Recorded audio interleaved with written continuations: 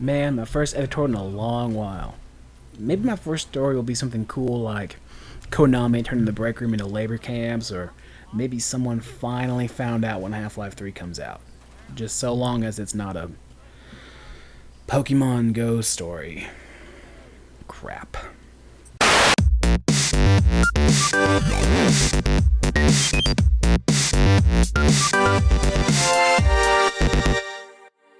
Niantic, you had a good thing going. An outrageously popular mobile app that appealed to the nostalgia and collection mentality of man-children while appearing fun and friendly for the whole family. Your servers didn't even completely work at launch here in the US, and no one even really complained. If that had happened to EA, there would have been an angry Twitter storm and a 4chan campaign to get them voted worst company.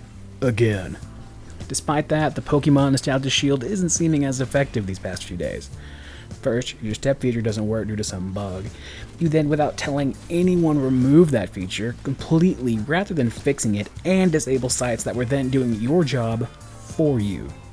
During the outcry, you remained quiet while essentially your fan base was becoming feral. Why were you quiet?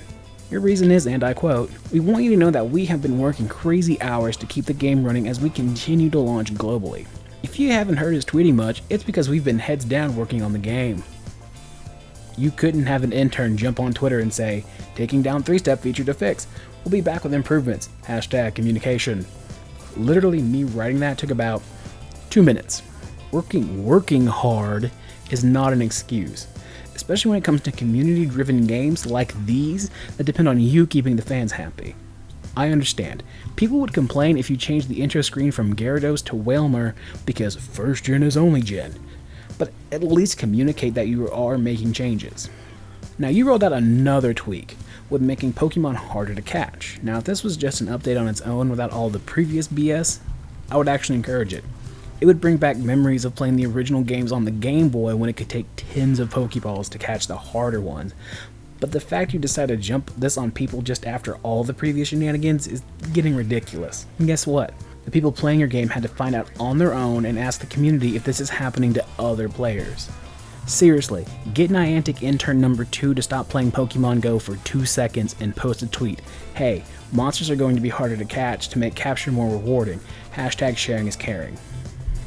Now, some of the viewers are probably saying, "Taylor, why don't you address how unfair harder monsters are, or how removing the step features making this game ridiculous?"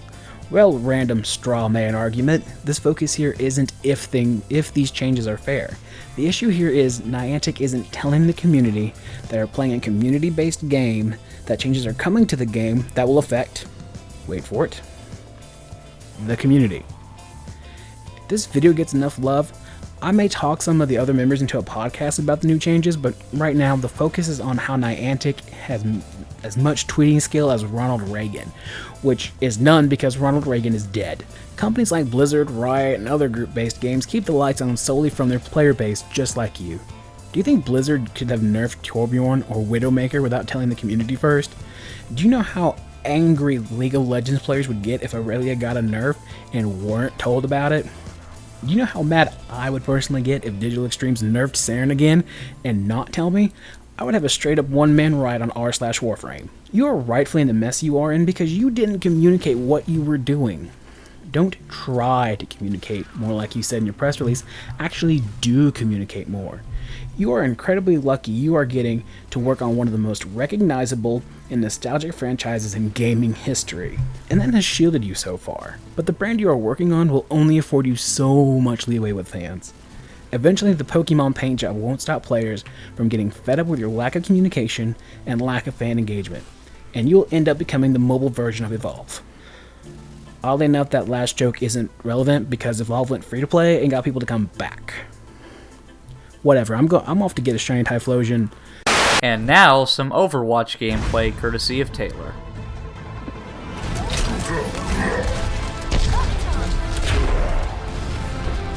Justice reigns from above! Operating at maximum efficiency.